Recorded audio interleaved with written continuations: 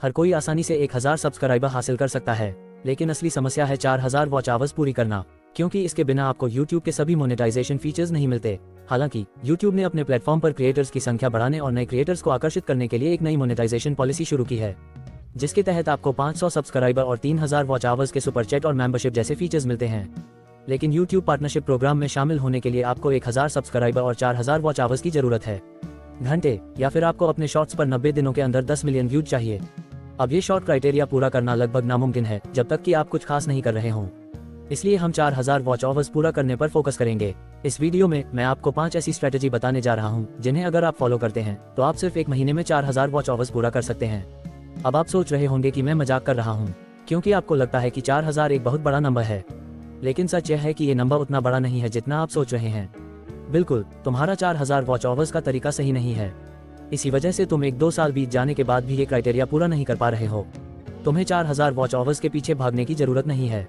असल में तुम्हारा असली टारगेट कुछ और होना चाहिए, और वो असली टारगेट क्या है, इसे समझाने के लिए मुझे थोड़ी गणित की मदद लेनी पड़ेगी। हमें वॉच आवर्स व्यूज से मिलते हैं, तो चलो एक बार इसे कैलकुलेट करते हैं। अगर हम 4000 वॉच आवर्स को मिनट्स में बदलें तो ये 2,40,000 मिनट होते हैं, और एक YouTube वीडियो पर औसत व्यू ड्यूरेशन आसानी से 2 मिनट होती है। तो अगर हम 2,40,000 को 2 से बांट दें तो ये 1,20,000 हो जाता है, और यही तुम्हारा असली टारगेट है, 1,20,000 व्यूज। बस इतना ही। और 120 व्यूज तब आते हैं जब तुम्हारे वीडियो की औसत व्यू ड्यूरेशन 2 मिनट है। लेकिन अगर तुम्हारे वीडियो पर औसत व्यू ड्यूरेशन 5 मिनट है तो तुम्हें सिर्फ 48 व्यूज चाहिए, सीधे 60% कम। अब मैं जानता हूं कि तुम सोच रहे होंगे कि ये 5 मिनट की औसत व्यू ड्यूरेशन कैसे आएगी। तो इसका जवाब बहुत ही आसान है, वीडियो की लंबाई बढ़ाकर। मुझे औसत व्यू ड्यूरेशन सिर्फ मेरे 10-12 मिनट के वीडियो में औसतन 3 मिनट की व्यू टाइम होती है। वहीं जो वीडियो 20 मिनट से ज्यादा होते हैं उनमें मैं 4-5 मिनट का औसत व्यू टाइम पाता हूँ। इसके पीछे कई वजहें हैं, जैसे वीडियो का टॉपिक, लेकिन एक ऐसा फैक्टर जो औसत व्यू टाइम में बड़ा रोल निभाता है वो है क्वालिटी कंटेंट। अब वीडियो में आगे बढ़ने से पहले मैं आपको ये बता दूं कि मैं पूरे वीडियो में 48 व्यू का टारगेट नहीं लूंगा, मैं सिर्फ 120 व्यू का टारगेट लूंगा, और मैं 5 मिनट के बजाय 2 मिनट के औसत व्यू ड्यूरेशन पर भी ध्यान दूंगा, ताकि ये वीडियो हर तरह के निच क्रिएटर्स के लिए फायदेमंद हो। अब मैं आपको उन 5 स्ट्रेटेजीज के बारे में बताने से पहले जिनसे आप 120 व्यूज पा सकते हैं, पहले कुछ जानकारी दूंगा कि आप अपने औसत व्यू ड्यूरेशन को कैसे बढ़ा सकते हैं, ताकि आपको कम मेहनत करनी पड़े। जैसा कि मैंने कहा, औसत व्यू ड्यूरेशन बढ़ाने के लिए आपको क्वालिटी कंटेंट की जरूरत होगी, और क्वालिटी कंटेंट बनाने के लिए आपको सिर्फ 3 फैक्टर पर ध्यान देना होगा: अच्छा स्क्रिप्ट, अच्छा एडिटिंग और अच्छी जानकारी। लेकिन इन 3 फैक्टर में कुछ छोटे छोटे फैक्टर होते हैं जो असल में कंटेंट को अच्छा बनाते हैं। सबसे पहले बात करते हैं पहले फैक्टर की, जो है स्क्रिप्ट। जब कोई इंसान आपका टाइटल और थंबनेल देखता है और उस पर क्लिक करता है तो उसके दिमाग में सबसे पहले जो चीज़ पकड़ती है वो ये होती है कि क्रिएटर आखिर क्या कह रहा है, और आप जो पहले 15 सेकंड में कहेंगे उसी के आधार पर वो इंसान तय करेगा कि वो अगला वीडियो देखेगा या नहीं। हम इन 15 सेकंड्स को शुरुआत के 15 सेकंड्स कहते हैं, हुक, और यह किसी भी वीडियो का सबसे महत्वपूर्ण हिस्सा है। इसलिए बड़े यूट्यूबर भी शुरुआत में हुक लिखने में काफ़ी समय लगाते हैं। आप लोग वहाँ क्या करते हैं? नमस्ते दोस्तों, मेरे यूट्यूब चैनल पर आपका फिर से स्वागत है। ये किसी भी वीडियो की शुरुआत करने का सबसे खराब तरीका है। लोगों का ध्यान रखने की क्षमता बहुत कम हो गई है, इसलिए आपको ये सुनिश्चित करना होगा कि आप दर्शकों की सोच के अनुसार काम करें। लेकिन अब सवाल यह उठता है कि एक अच्छा हुक या इंट्रो कैसे लिखें। तो अब आपका इंट्रो और आपका हुक आपके निच पर बहुत निर्भर करता है। उदाहरण के लिए, अगर कोई आदमी टेक के क्षेत्र में है या टिप्स और ट्रिक्स पर काम कर रहा है या चैलेंज वीडियो बनाता है, तो वो बहुत आसानी से पे ऑफ कॉन्सेप्ट का इस्तेमाल कर सकता है और 70% वादा के साथ काम कर सकता है। मैंने इस कॉन्सेप्ट को अपने पिछले वीडियो में बहुत अच्छे से समझाया है, लेकिन अगर आप लोग वो मिस कर गए हैं तो मैं एक बार फिर आपको उसका सारांश बता देता हूँ। इस कॉन्सेप्ट के अनुसार आप अपने दर्शकों के सामने शुरुआत में कुछ असंभव या बहुत शानदार वादा करते हैं, और बाद में वीडियो में आप उसे पूरा करके दिखाते हैं। पर यह ठीक वैसे नहीं जैसे तुमने वादा किया था। असल में कुछ खामियों को हटाकर मिस्टर बीस्ट अपने वीडियो में यही कॉन्सेप्ट इस्तेमाल करता है। इसी वजह से उसके वीडियो की औसत व्यू ड्यूरेशन काफ़ी ज़्यादा होती है। लेकिन ये कॉन्सेप्ट हर निच में काम नहीं करेगा, इसलिए एक एवरग्रीन एलिमेंट होता है जो अंत में तुम्हारे हुक को बेहतर बना देगा। वह एलिमेंट है जिज्ञासा और संबंधितता। अगर तुम्हारा एक एजुकेशन चैनल है या व्लॉगिंग चैनल है या कोई और निच चैनल है, तो तुम्हें बस वीडियो की शुरुआत में एक ऐसा बात कहनी है जो लोगों से जुड़ती हो, जैसे क्या वो एक नीट स्टूडेंट है और क्या आपके साथ कोई धोखा हुआ है। और जब आप कोई रिलेटेबल बात करते हैं तो आपको ये बताना होता है कि वीडियो में लोग क्या देखने वाले हैं। जैसे आज की वीडियो में मैं आपको बताने वाला हूं कि कैसे भारतीय सरकार की लापरवाही के कारण 3 मिलियन बच्चों का भविष्य बदल गया है। और इसके बाद आपको कहानी सीधे शुरू नहीं करनी है, या फिर आपको जानकारी देना भी सीधे नहीं करना है। इसके लिए लोगों ने आपकी वीडियो पर क्लिक किया है। सुनिश्चित करें कि आप वो बात जरूर शामिल करें। वीडियो का अंत हिस्सा, पूरे वीडियो में धीरे धीरे इसकी ओर बढ़ते रहो, लेकिन असली जानकारी अंत में देनी चाहिए। अगर तुम ऐसा करोगे तो पहले 30 सेकंड में तुम्हें जो ऑडियंस मिलेगी वो बहुत कम होगी। इसका मतलब है कि ज़्यादा लोग तुम्हारा वीडियो लंबे समय तक देखेंगे। जिससे औसत व्यू ड्यूरेशन बढ़ेगा। लेकिन सिर्फ वो काम नहीं करेगा, पूरी स्क्रिप्ट अच्छी होनी चाहिए। और स्क्रिप्ट लिखने का एक तरीका है जिसके बारे में मैंने इस वीडियो में विस्तार से बताया है। तो ये वीडियो खत्म करने के बाद वो वीडियो देखना मत भूलना, ताकि तुम्हारी मेहनत थोड़ी कम हो जाए। अब हम बात करते हैं क्वालिटी कंटेंट के अगले पहलू की, जो है एडिटिंग। मैं तुम्हें ये बताने की ज़रूरत नहीं है कि एडिटिंग वीडियो में कितना बड़ा रोल निभाती है। मेरे आधे से ज़्यादा वीडियो में ऐसा ऑडियंस होता है जो मेरी वीडियो से जानकारी लेने नहीं आता, बल्कि सिर्फ एडिटिंग देखने आता है। तो अगर तुम्हारी वीडियो एडिटिंग अच्छी है तो लोग ये भूल जाएंगे कि उनके पास कोई और काम था जैसे ही वो तुम्हारी वीडियो खोलेंगे, और वो वहीं बैठे रहेंगे जब तक तुम्हारा 20 मिनट का वीडियो खत्म नहीं हो जाता। मिनट का वीडियो खत्म हो गया है, लोगों को अच्छा देखने की आदत हो गई है। क्रिएटर्स की संख्या बढ़ने की वजह से प्रोडक्शन क्वालिटी भी काफ़ी बढ़ गई है। अब हर निच के हिसाब से एडिटिंग एक अलग स्टाइल में की जाती है, लेकिन हर निच में एक ऐसा एडिटिंग लेवल है जो सबको पसंद आता है। जैसे ट्रैवल व्लॉग्स में सिनेमा जैसा व्लॉग चलता है, कुकिंग व्लॉग्स में ASMR कुकिंग होती है, एजुकेशन में 3D डॉक्यूमेंट्री स्टाइल होता है जैसे मैग्नेट्स मीडिया, और सेल्फ इंप्रूवमेंट और फाइनेंस में मोशन ग्राफिक्स चलते हैं। तुम्हें बस अपने क्षेत्र की टॉप लेवल की एडिटिंग को समझना है और उस लेवल की एडिटिंग को पाने की कोशिश करते रहना है। अगर तुम इसमें सफल हो गए तो तुम्हारे वॉच टाइम को बढ़ाने का आधा काम यहीं से हो जाएगा। लेकिन अगर तुम्हारी स्क्रिप्ट अच्छी है और एडिटिंग भी बढ़िया है तो बात अलग है। लेकिन अगर तुम्हारी जानकारी खराब है तो समझ लो जैसे तुम बिरयानी में इलायची डालने का काम कर रहे हो। लोगों को भरोसेमंद जानकारी या एंटरटेनमेंट चाहिए, और तुम ये तभी दे सकते हो जब तुम सोचने की क्षमता रखो। यहाँ पर बात ऐसी है कि ऑडियंस, तुम हमेशा अपने वीडियो में वही बताते हो जो तुम जानते हो, लेकिन ऑडियंस कभी भी उस चीज़ के लिए नहीं आती। ऑडियंस तो ये जानने आती है कि उन्हें क्या नहीं पता, और तुम ये तभी जान पाओगे जब तुम कीवर्ड रिसर्च करोगे। तुम अपने कंटेंट के लिए मटेरियल इकट्ठा करोगे, और तुम्हें मार्केट के बारे में थोड़ी जानकारी होनी चाहिए। वही चीज़ सप्लाई करो जो डिमांड में है। अगर तुम शुरुआत में ही ऐसे टॉपिक्स पर वीडियो बना रहे हो जिनकी कोई खोज नहीं हो रही, या जिनमें किसी को जानने में दिलचस्पी नहीं है, तो तुम्हारा काम बहुत धीमा होगा। लेकिन अब सवाल यह है कि सही टॉपिक कैसे ढूंढें, उससे जुड़ी जानकारी कैसे हासिल करें, और इसे स्क्रिप्ट में सही तरीके से कैसे डालें। तो मैंने इसका जवाब how to become YouTuber playlist में दिया है। आपको ये जरूर देखना चाहिए, क्योंकि इस वीडियो में इतनी सारी जानकारी कवर करना बहुत मुश्किल है। अब जब आपने अपने कंटेंट की क्वालिटी बढ़ा ली है तो आपको बस 48 व्यूज लाने हैं, जो अपने आप आ जाएंगे क्योंकि आपने अपने कंटेंट पर मेहनत की होगी। लेकिन मैं ये मान रहा हूँ कि तुम्हारे लिए ये करना मुश्किल होगा और तुम कुछ गलत करोगे, लेकिन फिर भी चिंता मत करो। अब मैं तुम्हें वो 5 तरीके बताने वाला हूँ। अगर तुम इन्हें अपनाओगे तो तुम्हें सिर्फ 1 महीने में 4000 वॉच घंटे पूरे करने में मदद मिलेगी। और इन तरीकों में पहला तरीका है ट्रेंड को पकड़ना। देखो, तुम्हारे चैनल के वॉच घंटे पूरे न होने का एक बहुत आसान कारण है, वो है व्यूज का न आना। और व्यूज पाने का एक बहुत आसान तरीका है ट्रेंड को पकड़ना। अब ट्रेंड पकड़ने के 2 तरीके हैं। ट्रेंड, ये आपके निच पर निर्भर करेगा। अगर आप ऐसे निच में हैं जहां ट्रेंडिंग न्यूज, वायरल मीम्स या किसी विवाद पर कंटेंट बना सकते हैं बिना अपने निच को तोड़े, तो फिर तो मजा ही आ जाएगा। कुछ ऐसे निच जो काम कर सकते हैं वो है roasting channel, education channel, vlog channel या रिएक्शन चैनल। आपके लिए काम करना बहुत आसान होगा। लेकिन अगर आप किसी और निच में हैं, जैसे कि मेरी निच, तो आपको दूसरा तरीका अपनाना पड़ेगा जिसे ट्रेंड जैकिंग कहते हैं। आपको अपने निच से जुड़े या लोगों से जुड़े वीडियो बनाने शुरू करने चाहिए, जैसे मैंने डिकोडिंग YT, एल्ब्रो और डूजरिटी पर एक वीडियो बनाकर किया। अगर आप जल्दी से जल्दी वॉच टाइम पूरा करना चाहते हैं तो ये सबसे अच्छा रहेगा कि आप वो चीज़ें दें जो दर्शक देखना चाहते हैं। हो सकता है आपके पास अपना खुद का बहुत अनोखा कंटेंट हो और आपको पूरा भरोसा हो कि वो चलेगा, लेकिन वो हमेशा कहीं ना कहीं एक प्रयोगात्मक चीज़ होगी, क्योंकि जब आप कुछ नया शुरू करते हैं तो YouTube को सही प्रभाव देने में कम से कम 3 महीने लगते हैं, और आपकी असली टारगेट ऑडियंस को पकड़ने में भी। लेकिन YouTube की ये प्रक्रिया पूरी की जा सकती है। जल्दी करो, अगर तुम सीधे ट्रेंड पकड़ लेते हो तो तुम्हें बस 20-24 वीडियो ट्रेंडिंग टॉपिक्स या लोगों से जुड़े हुए बनाने हैं, और तुम्हारा काम हो जाएगा। ये ज़रूरी नहीं है कि ये वीडियो बहुत उच्च गुणवत्ता के हों, लेकिन मुझे पता है अब तुम्हारे मन में ये सवाल आ रहा है कि ये 20-24 का नंबर आया कहाँ से। तो चिंता मत करो, मैं तुम्हें अब समझा देता हूँ। अगर तुमने सही से और थंबनेल के साथ एक ट्रेंडिंग टॉपिक पर वीडियो अपलोड किया तो तुम्हें कम से कम 5000 व्यूज मिलेंगे। ये बात मायने नहीं रखती कि जानकारी कैसी है, ये वीडियो है। आपको बस ये ध्यान में रखना है कि वीडियो लगभग 10 मिनट का है। अब यदि आप 120 के व्यूज चाहते हैं और हर वीडियो पर आपको 5 के व्यूज मिल रहे हैं तो आपका काम 20-24 वीडियो में हो जाएगा। और मैं इन 20 वीडियो की संख्या केवल सैद्धांतिक रूप से बता रहा हूँ। असल में अगर आप पहले महीने में 10-15 वीडियो की निरंतरता बनाए रखते हैं तो उनमें से एक वीडियो को 5000 से ज़्यादा व्यूज मिल जाएंगे, और यह आपकी प्रक्रिया को तेज कर देगा। अब मैं हमेशा कहता हूं कि मेरे वीडियो में गुणवत्ता पर ध्यान दें, लेकिन अगर आप जल्दी रिजल्ट चाहते हैं तो इस बार मैं आपको बताना चाहूँगा कि क्वालिटी की जगह क्वांटिटी पर ध्यान दें। लेकिन हाँ, अगर आपके पास 3 महीने की धैर्य है तो मैं फिर से वही कहूँगा कि क्वालिटी पर काम करें। आपको 3 महीने में सफलता जरूर मिलेगी। अब ये था एक तरीका 4000 वॉच आवर्स पूरे करने का 1 महीने में। अब चलते हैं दूसरे तरीके पर, जो कि प्लेलिस्ट है। जब आप मेरे चैनल के स्टैट्स देखेंगे तो ये मेरी प्लेलिस्ट है जिसमें लगभग 9 वीडियो हैं, और पिछले 28 दिनों में मैंने इस प्लेलिस्ट में सिर्फ 1 वीडियो जोड़ा है, पर फिर भी इस प्लेलिस्ट के जरिए मुझे 12 के व्यूज मिले हैं और 1000 घंटे का वॉच टाइम भी पूरा हो गया है। और ये तब हुआ जब मेरी प्लेलिस्ट में कोई ऑर्डर नहीं था और मेरी हर वीडियो दूसरी वीडियो से लिंक नहीं है। अब आप सोचिए, अगर आप अपने कंटेंट से जुड़ी एक प्लेलिस्ट बनाते हैं जिसमें पिछले वीडियो के हिस्से आगे आते हैं और वो एक सही क्रम में सेट होती हैं, और जो प्लेलिस्ट आपने बनाई है वो लोगों की डिमांड वाली प्लेलिस्ट है, तो फिर क्या होगा? मैं आपको बताता हूँ कि क्या होगा।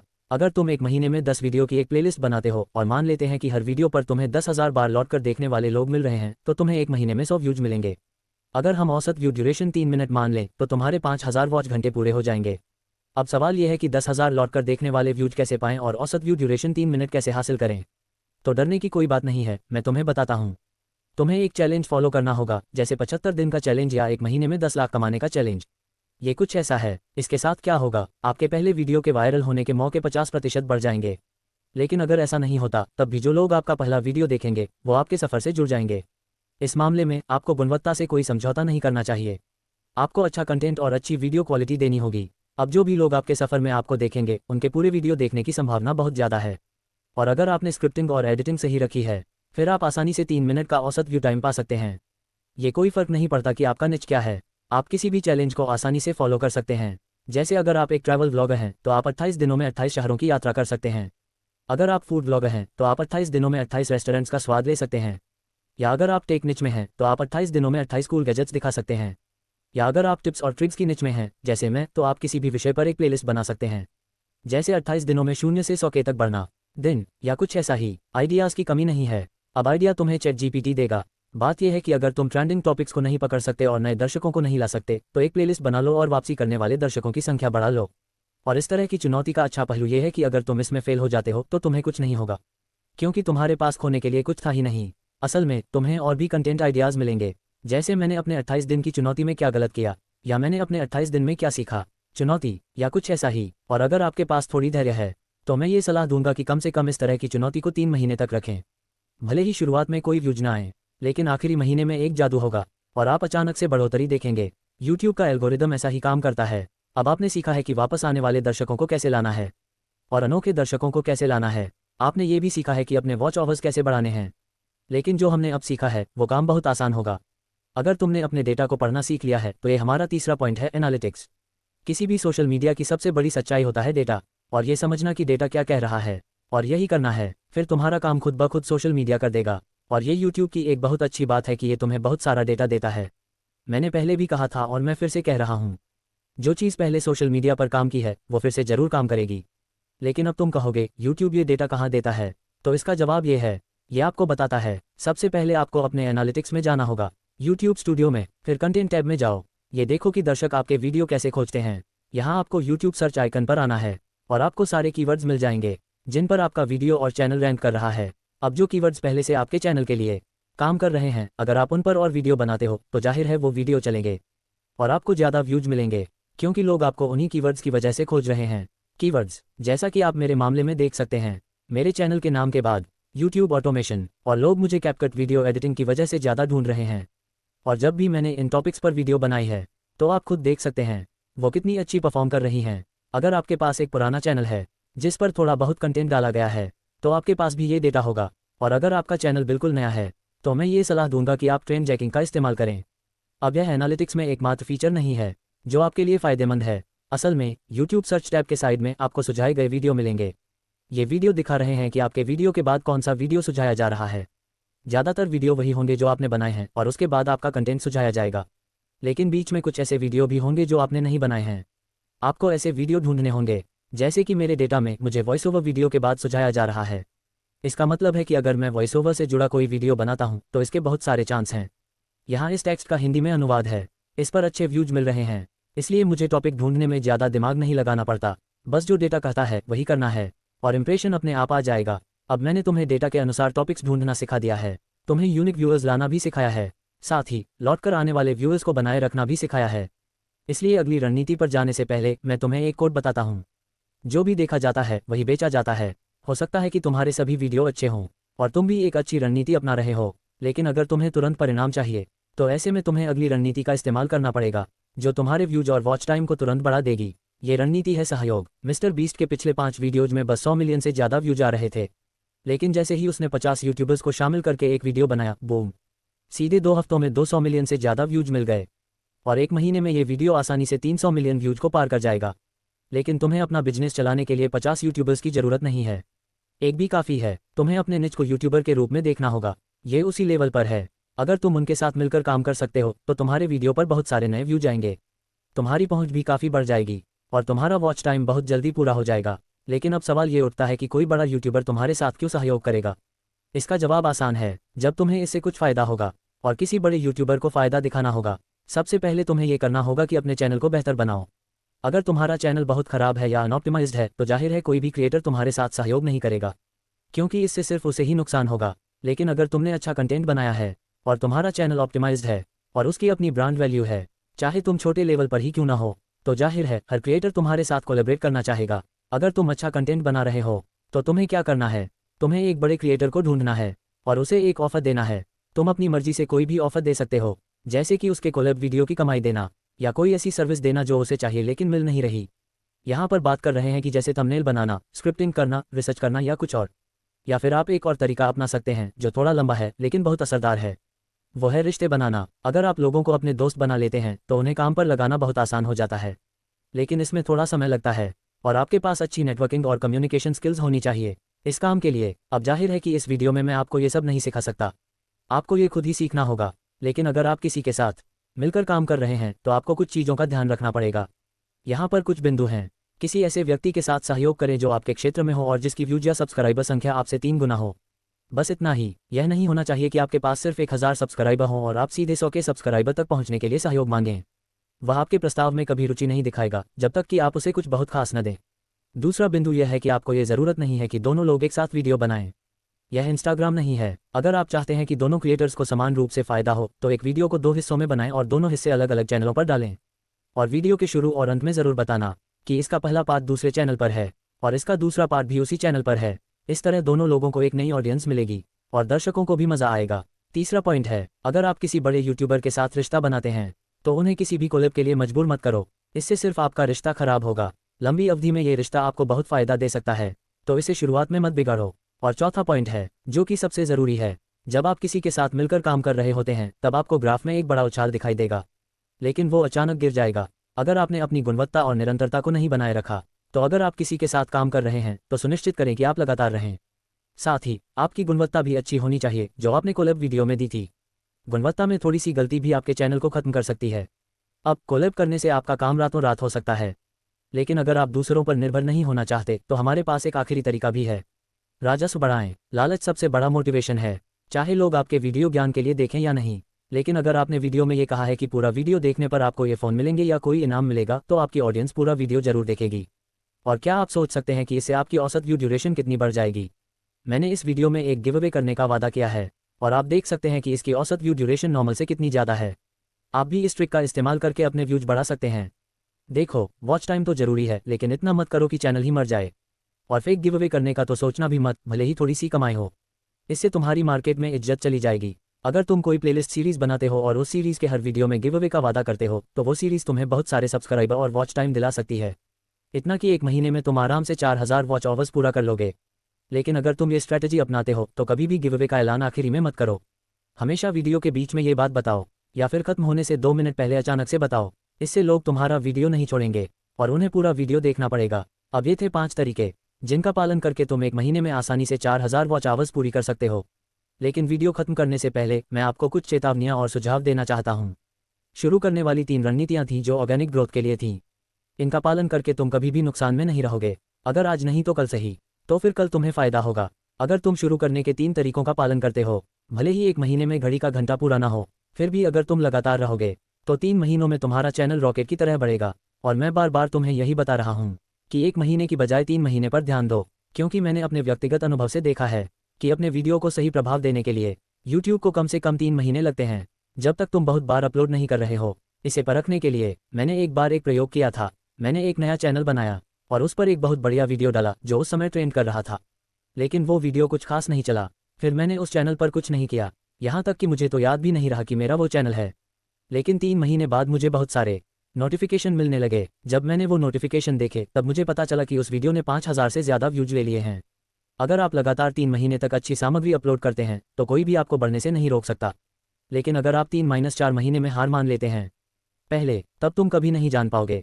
उस चैनल से तुम कितना हासिल कर सकते थे। इसके अलावा आखिरी 2 ट्रिक्स जो मैंने बताई हैं उन्हें तभी इस्तेमाल करो जब तुम यकीन रखते हो कि तुम्हारा कंटेंट बहुत अच्छा है और तुम अपनी ऑडियंस को बनाए रख सकोगे।